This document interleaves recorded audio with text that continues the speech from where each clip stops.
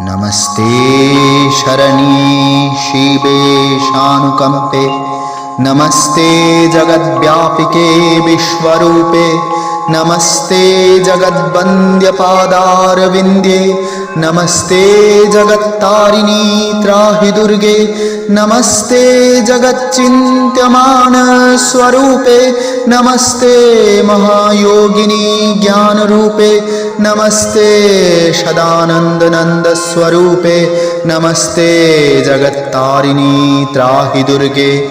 अनाथस्य दीनस्य तृष्णातुरस्य भयार्तस्य भीतस्य बन्धोस्य जन्तो त्वमेका गतिर्देवी निस्तारकर्तृ।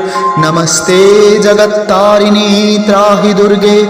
अरण्ये रणे दारुणे शत्रुमध्ये, अनले सागरे प्रान्तरे राजगेहे त्वमेका